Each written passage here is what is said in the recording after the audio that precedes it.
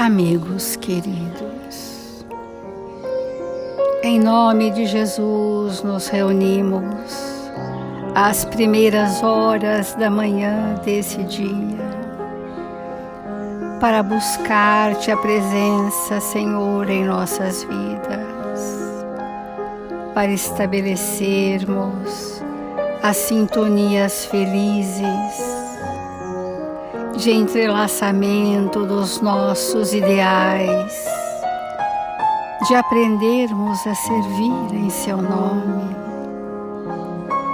que os mensageiros do seu amor na terra possam derramar sobre a humanidade vibrações de esperança e paz, acalentando as dores, as súplicas, socorrendo os temores, nos envolvendo em vibrações de alegria, na convivência entre tantos amigos encarnados e desencarnados que compõem conosco a nossa atmosfera espiritual. É neste ambiente, Senhor, saturado das vibrações do bem e da verdade, que em seu nome e em nome dos bons espíritos responsáveis por este Evangelho, que iniciaremos as reflexões desta manhã. Obrigada, Senhor Jesus. Obrigada, amigos queridos, e que assim seja.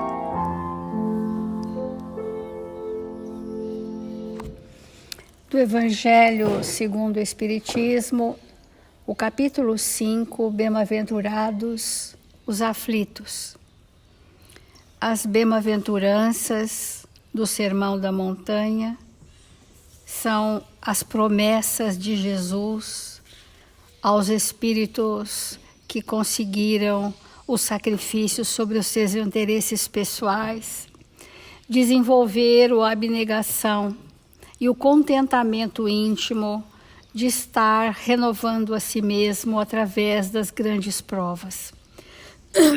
Então, que nós possamos refletir muito sobre isso e entendermos que há um grande mérito quando os sofrimentos e as privações têm por objetivo o bem do próximo, porque é a caridade pelo sacrifício. Não quando não tem por objetivo senão a si mesmo, porque resulta do egoísmo por fanatismo. Há aqui uma grande distinção a fazer. Para vós, pessoalmente, contentai-vos com as provas que Deus vos envia, e não aumenteis sua carga às vezes tão pesada. Aceitá-la sem lamentações e com fé é tudo o que ele vos pede. Nós estamos nesse item já há vários dias, buscando compreender a nós mesmos se os nossos sofrimentos são sofrimentos porque estamos socorrendo verdadeiramente o próximo, ou se os nossos sofrimentos são por nossa própria causa.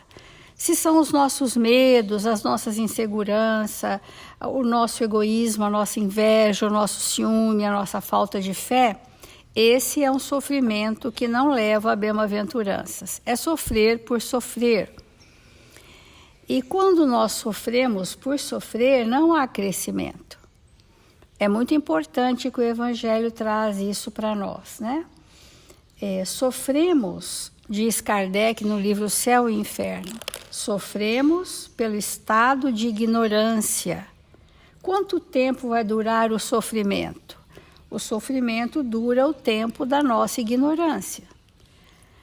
Mas as provas não têm a ver com sofrimentos por ignorância necessariamente. As provas escolhidas, como nós queremos desenvolver um entendimento de como é que escolhemos provas. Nós não escolhemos provas entrando no departamento da reencarnação e dizendo eu quero nascer com B, com C e fazer o quê? Não. Porque nos departamentos da reencarnação, nas várias colônias espirituais, nós estaremos lá diante da história do espírito, do fato do espírito, dos conflitos do espírito, dos tormentos do espírito e das memórias traumáticas do espírito. É um complexo de análise para que o espírito seja conduzido à nova reencarnação. Mas nós, notícias alviçareiras, já podemos fazer isso conosco enquanto encarnados e devemos isso à doutrina espírita maiormente Eurípides Barçanufo, que já nos ensinou a escrever a nossa história, que já nos ensinou a identificar o fato do nosso espírito, as nossas tendências, a nossa consciência, a nossa personalidade, que tem trazido para nós esse recurso que levanta os véus intencionalmente lançados por nós mesmos para nos mantermos ignorantes e sofredores em vão. Há um enorme contingente de espíritos no planeta que sofrem em vão, desnecessariamente. E para isso, a lucidez da doutrina espírita nos coloca diante de nós mesmos. Então, a situação provacional de hoje são escolhas de ontem, diz Emmanuel em todos os livros que está falando de relacionamentos. E nós diremos assim o que tem vindo ao nosso pensamento com bastante clareza. Se hoje eu escolho ser desonesto, a minha prova no futuro será sobre esta característica. Eu já estou escolhendo. A escolha é diferente do livre-arbítrio, porque nós trazemos predisposições que nos motivam a escolher esta ou aquela situação. O Livro dos Espíritos nos diz que nessa altura da nossa evolução nós já sabemos o que é o bem e o que é o mal.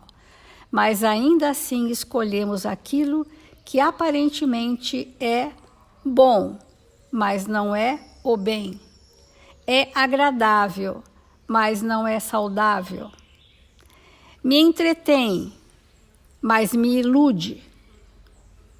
Então, escolhas. Desde os primórdios nós já sabemos fazer escolhas. Eu quero isso, prefiro aquilo.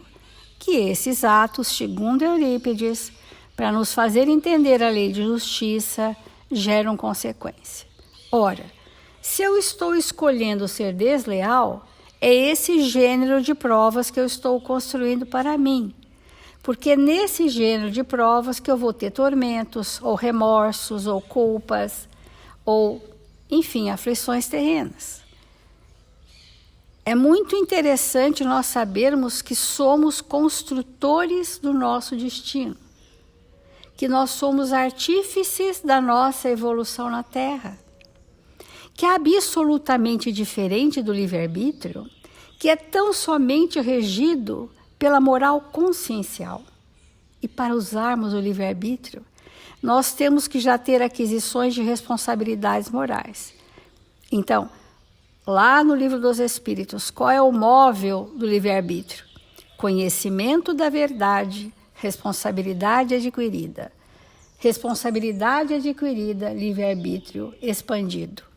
Quanto maior o conhecimento da verdade, conhecimento em termos de envolvimento e experiência, maior a responsabilidade e mais amplo o livre-arbítrio. No mundo espiritual, quando nós vamos escolher ou nos são sugeridas situações que nós já escolhemos anteriormente, essas situações que nós já escolhemos anteriormente geraram um fato existencial, que é o fato desse espírito. E é sobre isso que geram as nossas necessidades evolutivas e nós estamos então predispostos a nos livrar do tormento. Por que nós aceitamos a prova? Porque o tormento que nós vivíamos era maior do que os pretensos sofrimentos que a prova vai nos colocar. O tormento é maior.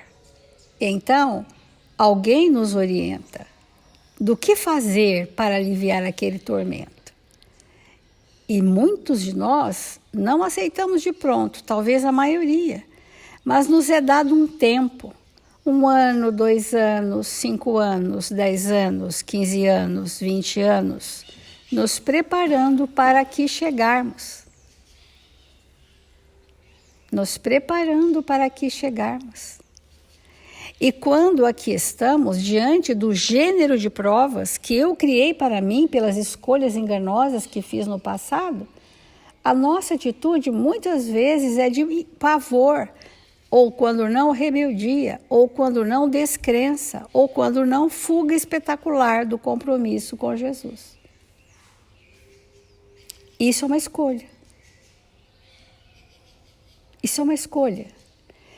Porque nós somos apavorados diante de qualquer desconforto, porque a estruturação da fé ainda não é firme em nós. Então vacilamos, titubeamos. E são essas conversas que nós temos que ter entre nós, que somos trabalhadores da casa espírita, para nós primeiro nos fortalecermos sobremaneira sobre as nossas questões, para então termos condição de socorrer alguém, na proporção do que temos sido socorridos. Qual o gênero de provas que estamos demorando o nosso pensamento? Uniões provacionais, que são os casamentos do planeta Terra, que na sua grande totalidade são ainda uniões de provas, de ajustes ou de reparações, né? Porque na prova nós podemos vir para nos ajustar com a lei, que são situações de grande constrangimento, que nos incitam a sermos melhores. E quando a gente já se ajustou à lei de Deus, numa próxima existência, a prova são reparações, fazer ao outro todo o bem que eu não pude fazer. Fazer ao outro todo o amor que eu não pude dar, toda a caridade que eu não vivenciei, todo o perdão que eu não experimentei. Dar de si, e aí chegaremos nessa questão que o grande mérito, quando os sofrimentos e as privações têm por objetivo o bem do próximo, isso já é prova de reparação, já está fazendo bem. Porque quando nós ainda não perdoamos, quando aqueles que estão conosco nos são indiferentes, quando nós temos rusgas nos relacionamentos, quando há atritos, quando nos rejeitamos, isso são ajustes. Ajustes, não são provas reparadoras. Provas, que gênero de provas? Dentro do gênero de provas de uniões, que são os redutos familiares, eu estou no ajuste com o irmão, com o marido, com a esposa, com a sogra, com aqueles que me são próximos. É preciso ter essa lucidez quanto a nós mesmos. Bom, eu estou no ajuste? Ou eu já me ajustei com todos e vim para a reparação? Em que grau ponto? Grau de sacrifício máximo. Onde precisarei abnegar-me, esquecer de mim mesmo. Então, qual é, no planejamento reencarnatório, a garantia, nesse mundo de meu Deus, de que vamos nos reencontrar certinho, cada qual certinho? 2 fatores garantem que nos reencontraremos. O primeiro é a injunção familiar, porque a hereditariedade é laços consanguíneos. Então é certeza que eu vou vir como filha, como filho, como irmão, como mãe, como pai. É certeza que eu vou reencontrar. Por isso a supremacia da importância da família de origem e depois da família constituída em nossas vidas. E o segundo fator que garante que nós vamos nos reencontrar, uma pessoa nasceu no norte, outra no extremo sul, outra no outro continente, e elas vão se reencontrar. Quem garante isso? Vetores atrativos. Disposições energéticas no nosso perispírito que vão nos aproximando uns dos outros sem que a gente se perceba, e quando viu, aquela vinculação já se fez, já se estabeleceu. É a garantia de que nos reencontraremos. E é um contingente enorme de espíritos que alguns de nós têm que reencontrar. Enorme. E precisamos estar com essa sinalização vetorial receptiva. Porque ai de nós fecharmos esse canal, se interrompermos esse fluxo das aproximações necessárias para as nossas reparações coletivas.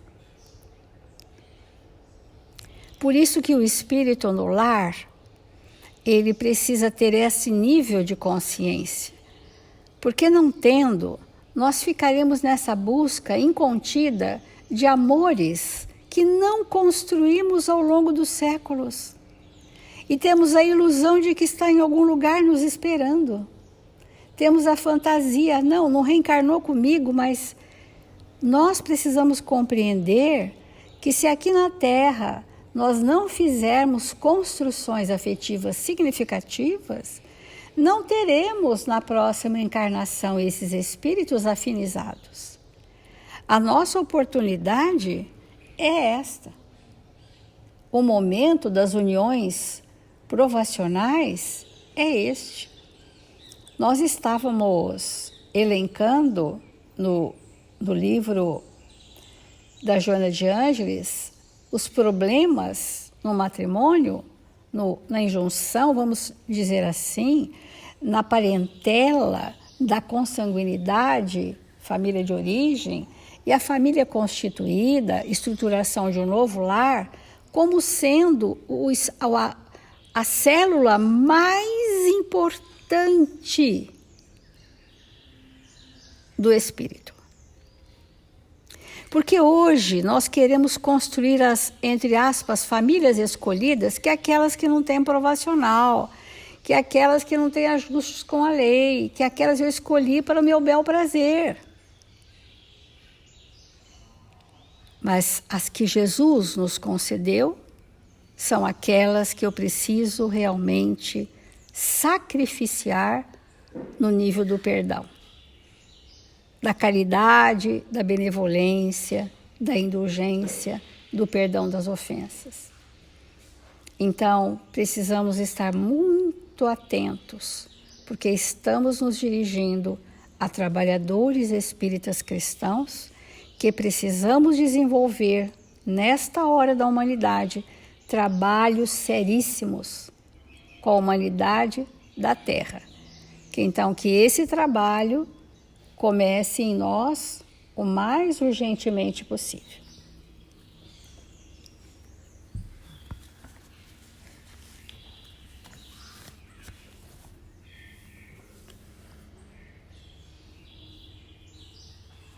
Tudo isso é de uma enorme complexidade e nós temos que ficar muito atentos.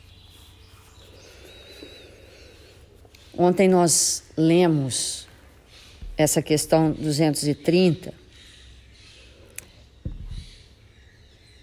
Eu vou repetir para a gente dar sequência no pensamento que a gente começou a desenvolver ontem.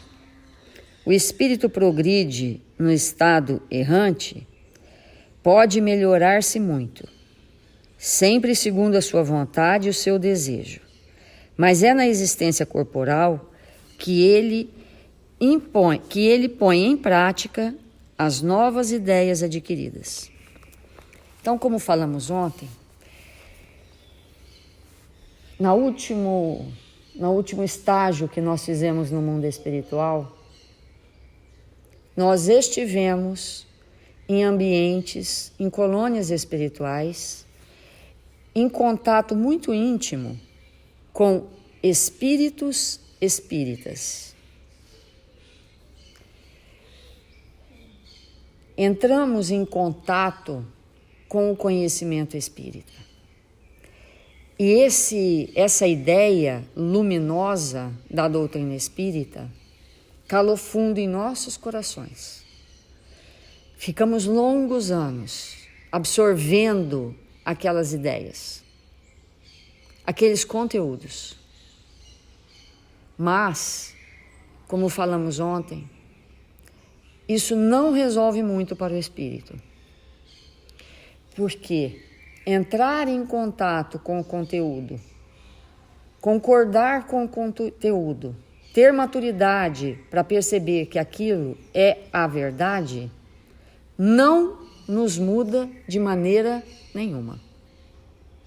Isso precisa ficar muito claro, porque é isso que essa pergunta e essa resposta está nos dando. Ter ideias maravilhosas, pensamentos extraordinários. Sem a vivência, não há mudança. Por isso que nós precisamos reencarnar. Adquirimos essas ideias, concordamos com essas ideias, mas elas não nos compõem. Elas ficam no campo das ideias. Aí reencarnamos. Reencarnamos e, conforme o combinado, vamos nos encontrar em ambientes como esse, onde vamos de novo rever as ideias, que outra vez, de novo, uma vez mais, nos alimentam.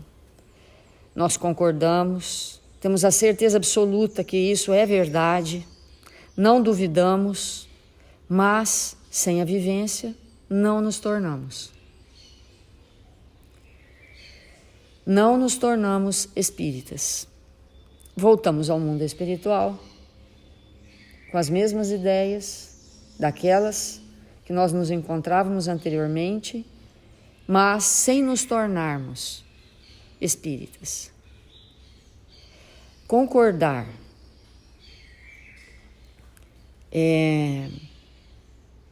ter a convicção absoluta que é verdade não nos muda de maneira nenhuma. O que nos muda é a vivência disso.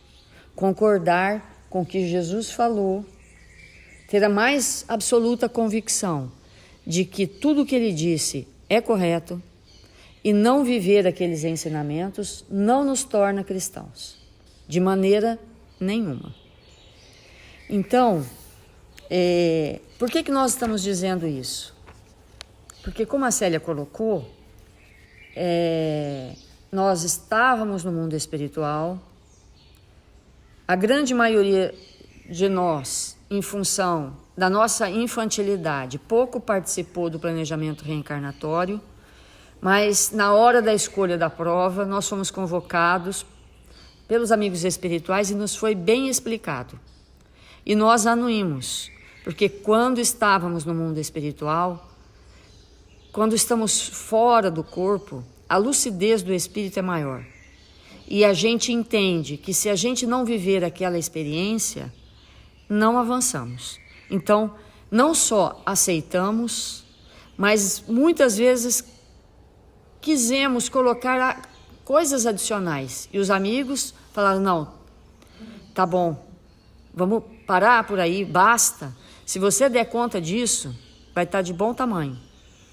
Eles nos orientaram e nós saímos de lá felizes com a possibilidade de chegarmos aqui e colocar em prática tudo o que tínhamos aprendido. E viver tudo aquilo que nós propusemos a viver. Então, é muito importante isso que a Célia colocou, porque o que acontece quando nós chegamos aqui? Toda aquela lucidez, toda aquela percepção do progresso do espírito é abafado pelas coisas e pelas situações que são agradáveis. E aí a gente larga para lá e vai viver a vida, né? Às vezes o espírito faz mesmo um planejamento reencarnatório para ficar na família consanguínea e não ter a sua própria família, por exemplo. Isso acontece com muitos de nós. E isso acontece porque o espírito, naquela existência, precisa fazer aquisições de valores para que, a posteriori, possa ter a oportunidade de então ter uma família e com as vivências estabelecidas na sua intimidade, conseguir êxito. Né? E eu gostaria de ler a questão 232 para nós ampliarmos. Porque quantos de nós dizemos assim, não, eu sou espírita. Olha, gente, só é espírita quem vive o espiritismo. É melhor para nós mesmos dizermos, sou simpatizante da doutrina espírita. É melhor para nós mesmos dizer, sou simpatizante de Jesus, do que sou cristão, do que sou espírita.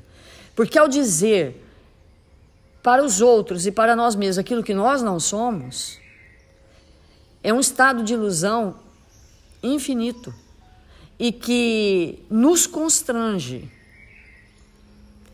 Então, vamos ler, porque quem é o espírita? Então, vamos depois refletir profundamente sobre isso.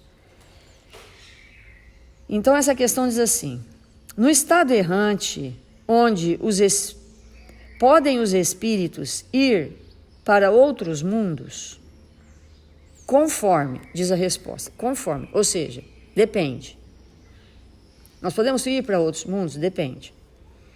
Quando o espírito deixa o corpo, ele não está, por isso, completamente liberto da matéria e pertence ainda ao mundo onde viveu. Então o espírito desencarna, ele continua pertencendo ao mundo onde ele viveu, porque o que ele é de verdade não é o que ele se ilude que é, mas o que ele é de verdade prende-o no mundo onde ele pertence, onde ele está, na verdade. E ele continua, pertence ainda ao mundo onde viveu, ou a um mundo do mesmo grau, a menos que, durante a sua vida, ele tenha se elevado. E deve ser esse seu objetivo, pois, caso contrário, não se aperfeiçoará jamais. Então, o que ele está querendo dizer? Nós, como espíritos, no grau evolutivo que nós nos encontramos, há quanto tempo nós estamos nisso? Com até esposando algumas ideias nobres, sem vivenciá-las, até defendendo coisas que acreditamos, mas sem ser daquelas coisas. E isso faz com que as provas eleitas e escolhidas e indicadas para nós mesmos não sejam cumpridas. Não serão cumpridas. Porque não tem como, de maneira nenhuma, cumprir provas sem sacrifício extremado. Porque a prova, ela vai nos educar. A prova vai nos educar. Se ela vai nos educar, é porque não somos educados sobre aquele aspecto. E se não somos educados sobre aqueles aspectos, é porque somos rebeldes sobre aquele aspecto. Então, como mudar isso? Na base do extremado sacrifício. Então, vamos perguntar para nós. Quando nós saímos do mundo espiritual e reencarnamos, e depois voltamos, quanto nos iluminamos? Quanto nos iluminamos? Essa iluminação depende quase que exclusivamente das provas vencidas.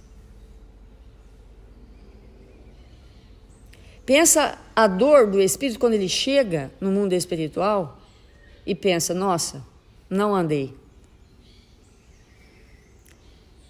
me encontro como eu saí daqui. E muitas vezes com comprometimentos ainda maiores. Então, nesse momento da nossa vida, vamos olhar para nós e pensar o que é sacrificial hoje para nós. Fala assim, não, isso que eu estou vivendo é puro sacrifício. É de manhã, de tarde, de noite, um sacrifício tremendo. É aí que nós estamos nos iluminando. Agora, nós vivemos num momento da humanidade que todos nós estamos sendo levados a gozar a vida. Nada de sacrifício, nada de problema, nada de desafio. Nós não precisamos disso, presta atenção, né? O comando é assim, vamos nos divertir, vamos acabar com essa tristeza, com esse chororô, vamos largar para lá, deixa para a próxima. Esse é o discurso. E isso tem nos tornado espíritos muito entristecidos. Porque é muita tristeza que o espírito sente quando ele vê que ele não venceu ele mesmo. É muita tristeza. E como a Célia colocou, irmãos, a maior escola, não tenhamos dúvida, a maior escola, o ambiente que mais pode nos iluminar, chama lar.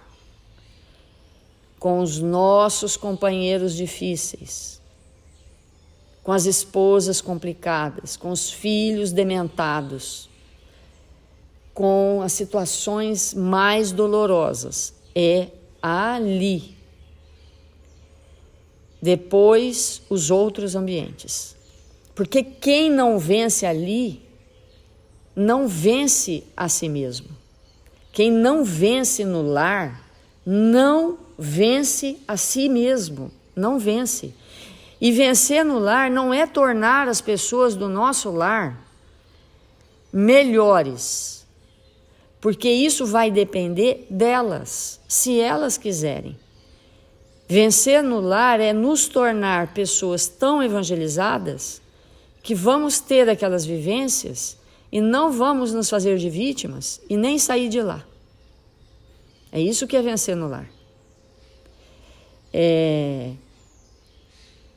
isso que os espíritos superiores estão dizendo para nós com muita clareza, que precisamos sair da retórica.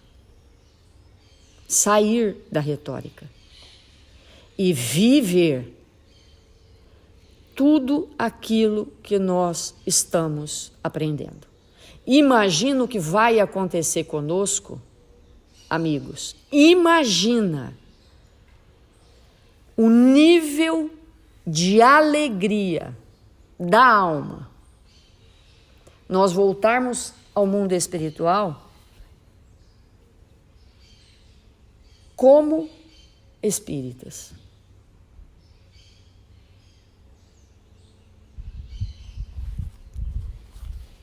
Se isso acontecer, não voltaremos de maneira nenhuma para o mesmo lugar de onde saímos, porque não vai nos comportar.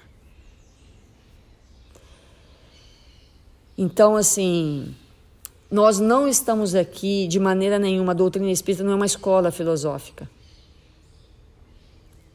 Olha bem o que nós estamos dizendo. A doutrina espírita não é uma escola filosófica. Nós não estamos estudando filosofia. A doutrina espírita é uma doutrina de tríplice aspecto. E quando a gente fala que a doutrina espírita é religião, é religiosidade, é por essa vertente que há a vivência. O espírita que não se faz religioso não é espírita. Não é. Pode conhecer toda a doutrina espírita, mas está no mundo das ideias. Pode defender princípios, saber os números de cor, questão não sei das quantas, questão não sei o quê, mas isso não é espiritismo. Então, o espírita vence a sua prova. Com certeza. Porque é óbvio. Então, será que o nosso vizinho olha para na hora que a gente sair da porta e fala assim, olha lá um religioso, olha lá uma religiosa? Será que ele fala? Será que os nossos parentes falam, olha lá vai um religioso? Será que a pessoa que trabalha na nossa casa, será que, se não fala, ainda não é? E se ainda não somos, quando seremos? Porque precisamos nos tornar espíritos altamente religiosos, cristãos, para vencer a prova. Não vamos nos enganar. Não vamos nos enganar. Porque quando nós estávamos no mundo espiritual, amigos, nós fomos levados, pouco antes de reencarnar, nós fomos levados a um ambiente para entrar em contato com tudo isso que quando a gente entra na Terra, a gente já fala, já sei isso. Nós fomos levados para ficar lá um tempinho antes de reencarnar, para nos saturarmos de ideias iluminadas. Mas lá não era o nosso lugar. Presta atenção, lá não era o nosso lugar. Nós fomos levados até lá para entrar em contato com essas ideias. Para chegar aqui, viver tudo isso, aí sim, fazer parte daquilo lá. Então, nessa pergunta, que a gente está lendo, a 232, ele completa, só para encerrar. Vou voltar um pouquinho para relembrar o que nós estamos lendo. Quando o espírito deixa o corpo, ele não está, por isso, completamente liberto da matéria e pertence ainda ao mundo onde viveu, ou ao mundo do mesmo grau, a menos que durante a sua vida ele tenha se elevado. E deve ser esse o seu objetivo, pois caso contrário, não se aperfeiçoará jamais. Ele pode, entretanto, é aí que eu quero dizer, é aí que eu quero chegar com essa conversa. Ele pode, entretanto, ir a certos mundos superiores. Mesmo sendo altamente materializados, mesmo tendo falido, mesmo tendo, o espírito pode ir a mundos superiores, porque sempre tem alguém que nos ama, a mão cheia. Sempre tem alguém que fala assim, vem cá, deixa eu te mostrar uma coisa. Então, mas nesse caso, é aí como um estranho. Não faz, por assim dizer, mais do que entrever. E é isso que lhe dá o desejo de se melhorar, para ser digno da felicidade que nele se desfruta e poder habitá-lo mais tarde. Então, amigos, quando nós estamos no mundo espiritual, nós somos levados, não pela nossa condição perispirítica, mas pelos amigos que nos amam, fomos levados a um patamar superior. E ficamos ali tendo aulas magníficas. E aí fizemos um planejamento. E aí mergulhamos no corpo, com a convicção absoluta que ao retornar iríamos habitar aqueles ambientes e não ficarmos como visitantes por momentos. Daí a importância de vivenciarmos as nossas provas para compormos junto daqueles espíritos que verdadeiramente nos aguardam para tarefas maiores. Vamos fazer a nossa prece.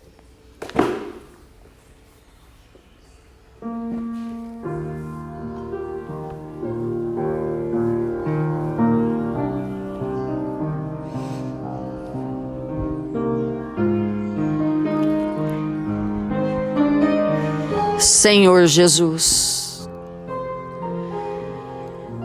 divino amigo das nossas vidas, nesta hora abençoada do nosso dia, rogamos aos bons espíritos que possam nos envolver em vibrações amorosas, que possam, Senhor, contribuir conosco para que possamos vivenciar tudo aquilo que foi programado para nós na Terra. Sejamos os espíritos a aproveitar cada segundo, a exemplificar o que temos aprendido. Sejamos aqueles espíritos amorosos, companheiros dos amigos. Sejamos aqueles espíritos sérios, desejosos de nos envolvermos com o bem, de perdoar aqueles que nos ofendem, de conduzi-los a ambientes melhores. Sejamos, Senhor, aqueles espíritos desejosos de nos promovermos a espíritos evangelizados. 1000 vezes obrigado, Senhor, pela sua presença, pelo seu amor.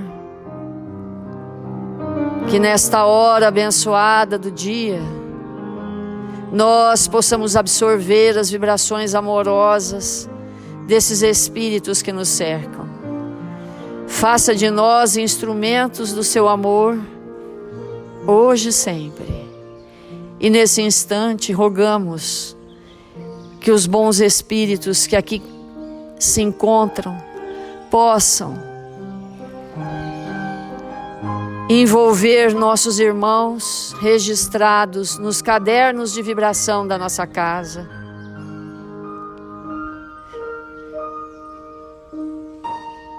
Para que sejam amparados, socorridos nas suas necessidades mais íntimas. Que nós outros possamos contribuir com o nosso ectoplasma em favor deles. E rogamos que nós, brasileiros, possamos ser espíritos cristãos, fazendo desta pátria a pátria do Evangelho. Que o Senhor nos abençoe, hoje e sempre.